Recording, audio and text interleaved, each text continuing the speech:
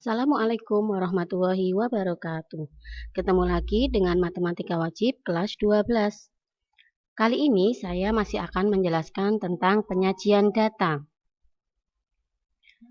Nah, kemarin saya sudah menjelaskan tentang di pembelajaran sebelumnya kita sudah belajar tentang tabel distribusi frekuensi. Kita juga menyajikan data berkelompok dalam bentuk grafik. Penyajian data dalam bentuk grafik ini bertujuan untuk menyampaikan data kepada pembaca dalam bentuk gambar. Karena bagi kebanyakan orang, melihat informasi yang disajikan dalam bentuk gambar itu lebih mudah daripada dari kumpulan bilangan pada tabel atau distribusi frekuensi.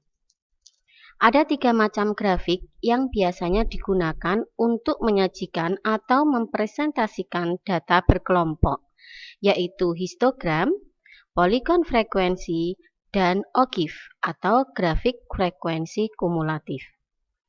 Baik, yang pertama kita akan belajar histogram. Histogram adalah penyajian distribusi frekuensi menggunakan diagram batang tegak. Pada histogram, antara dua batang yang berdampingan tidak terdapat jarak. Berbeda dengan penyajian diagram batang terdahulu. Kalian dulu sudah pernah belajar tentang diagram batang ini kan? Nah, nanti hampir seperti ini histogram itu, namun antara batang yang satu dengan yang lainnya itu tidak ada jarak seperti ini, nempel nanti. Baik, sumbu datar pada histogram menyatakan kelas interval, sedangkan sumbu tegak menyatakan frekuensi. Dalam hal ini, batas kelas interval merupakan tepi bawah dan tepi atas. Tepi bawah itu apa? Tepi bawah adalah batas bawah dikurangi 0,5. Kalau tepi atas itu batas atas ditambah 0,5.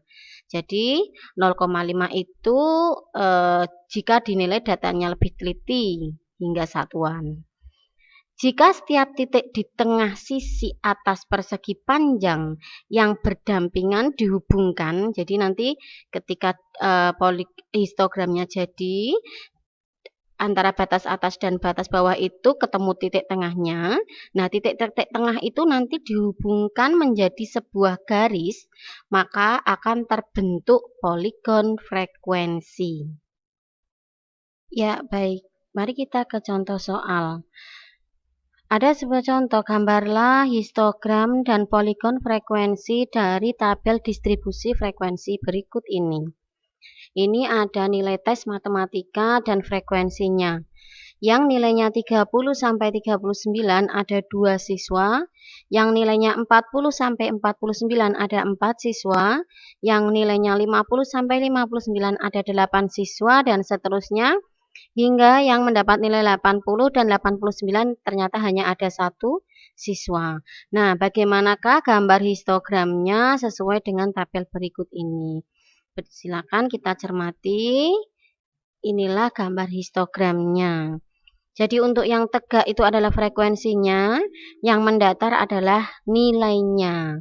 Nah, nilai ini seperti yang tadi saya sudah jelaskan, bukan batas bawah dan batas atas, tetapi tepi bawah kelas dan tepi atas. Jadi kalau tadi tepi bawah itu batas bawah dikurangi 0,5, sehingga 30 dikurangi 0,5, 29,5. Dan yang tepi atasnya 39 ditambah 0,5 berarti 39,5. Nah, dalam penggambaran histogram, kenapa ini ada tanda seperti ini? Ini artinya skala. Jadi habis 0 langsung ke 29 kan panjang. Jadi ini kayak skala sampai 29 gitu.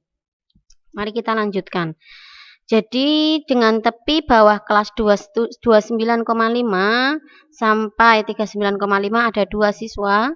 Kemudian 39,5 hingga 49,5 ada 4 siswa. Kemudian 49,5 hingga 59,5 ada 8 siswa. Dan seterusnya hingga pada tepi bawah kelas 79,5 sampai tepi atasnya 89,5 ada 1 siswa. inilah bentuk histogramnya. Kalau tadi diagram batang itu antar batangnya ada jarak, ada jeda. Kalau histogram itu nempel, karena ini adalah tepi bawah kelas dan tepi atas kelas. Gitu. Kemudian, untuk membuat poligon frekuensi itu adalah titik tengah kelas. Jadi ini tepi bawah, ini tepi atas. Itu kita cari titik tengahnya. Caranya bagaimana? Tepi bawah ditambah tepi atas, jadi 29,5 ditambah 39,5. Kemudian kita bagi 2, nanti akan ketemu titik tengahnya ini, yaitu 34,5. Kemudian yang ini 44,5. Kemudian yang ini 54,5.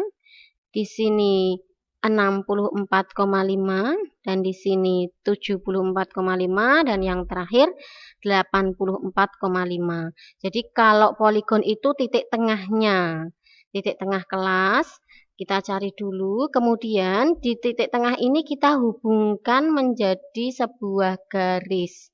Nah, itulah yang disebut poligon frekuensi. Ini titik tengah kelas yang tadi sudah saya sebutkan. Nah, titik-titik ini tengah-tengahnya kita hubungkan. Inilah yang disebut sebagai poligon frekuensi. Baik, mari kita lanjutkan. Kita sudah membuat histogram dan poligon frekuensi. Kemudian masih ada satu, ini tabel distribusi frekuensi kumulatif dan OGIF. Tabel distribusi frekuensi kumulatif diperoleh dari tabel distribusi frekuensi biasa dengan cara menjumlahkan frekuensi demi frekuensi. Tabel distribusi frekuensi kumulatif ada 2, yaitu kumulatif kurang dari dan distribusi kumulatif lebih dari. Untuk membuat tabel distribusi frekuensi kurang dari digunakan tepi atas kelas. Sedangkan untuk membuat distribusi frekuensi kumulatif lebih dari digunakan tepi bawah kelas. Sedangkan OGIF adalah grafik distribusi frekuensi kumulatif berupa kurva yang menghubungkan titik-titik yang membentuk poligon frekuensi kumulatif kurang dari atau lebih dari. Itu definisi dari distribusi frekuensi kumulatif dan OGIF. Lalu bagaimana contohnya ini? Buatlah tabel distribusi frekuensi kumulatif untuk data berikut dan gambarlah OGIF positif dan negatifnya. Coba ada contoh soalnya masih sama, nilai tes matematika dengan frekuensi yang masih sama. Nah, untuk membuat frekuensi kumulatif, tadi sudah saya sebutkan bahwa menjumlahkan frekuensi demi frekuensi. Coba kita pelajari. Ini ada 2 tabel distribusi frekuensi. Mari kita jawab. Tabel distribusi frekuensi kumulatif kurang dari. Ingat ya, kalau kurang dari kita menggunakan batas tepi atas kelas. Dan tabelnya sebagai berikut. Tepi atasnya tadi 39,5. Kita mau cari tabel distribusi frekuensi kurang dari. Jadi kita bisa tulis nilai yang kurang dari atau sama dengan 39,5, yaitu ada 2 siswa. Kemudian nilai yang kurang dari atau sama dengan 49,5 itu dari nilai, kan tadi kan frekuensinya dijumlahkan. Jadi frekuensi sebelumnya ditambah frekuensi pada kelas tersebut. Ada 4, jadi nilainya 6. Kemudian nilai yang kurang dari atau sama dengan 59,5 itu dari frekuensi sebelumnya ditambah frekuensi kelas tersebut 8, jadi 14. Kemudian nilai yang kurang dari 69,5 14 itu dari frekuensi sebelumnya, kumulatif sebelumnya ditambah pada kelas tersebut 10, jadi 24.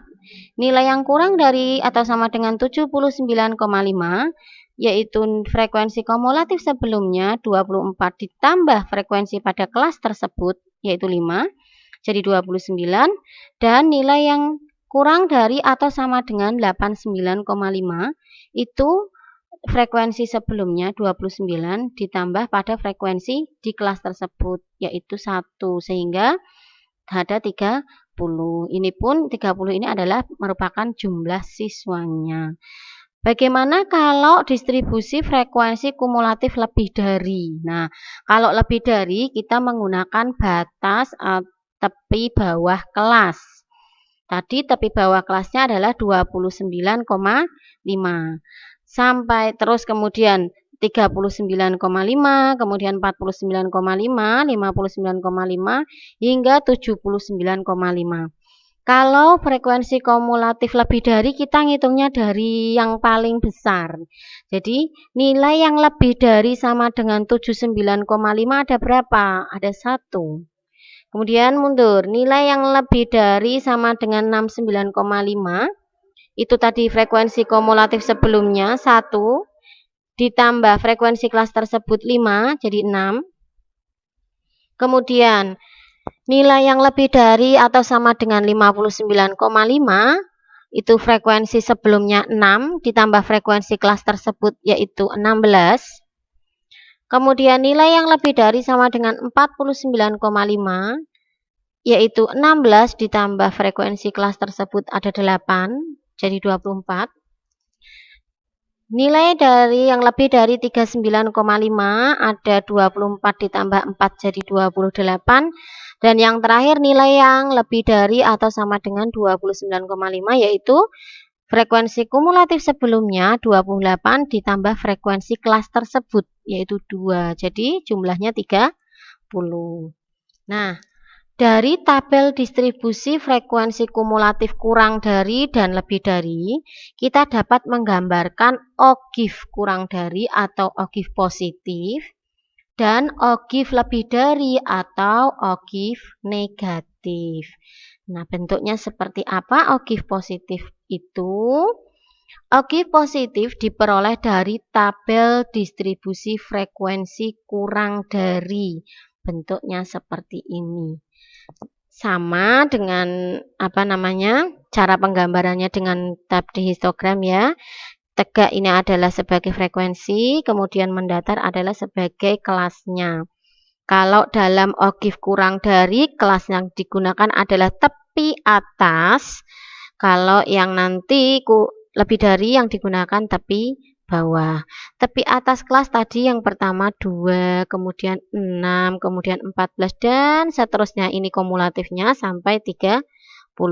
Kenapa ini disebut OGIF positif? Karena semakin ke kanan menunjukkan angka atau nilai yang semakin besar sehingga grafiknya naik. Gitu. Kemudian bagaimana dengan OGIF negatif? OGIF negatif diperoleh dari tabel distribusi frekuensi kumulatif lebih dari. Kalau lebih dari, kita menggunakan tepi bawah kelas. Nah, ini. Tepi bawah kelas tadi setelah kita hitung, setelah kita buat tabelnya, yang pertama ada 30, kemudian yang kedua 28, dan seterusnya hingga yang terakhir 1. Kenapa disebut OGIF negatif? Karena semakin ke kanan nilainya semakin kecil dan grafiknya menurun. Nah, demikianlah teman-teman yang bisa saya sampaikan dalam penyajian data berupa grafik yaitu histogram, poligon frekuensi, dan OGIF. Semoga bermanfaat. Jika kalian masih bingung bisa ditonton kembali video ini atau kita tanya jawab di forum kelas. Terima kasih atas perhatiannya. Wassalamualaikum warahmatullahi wabarakatuh.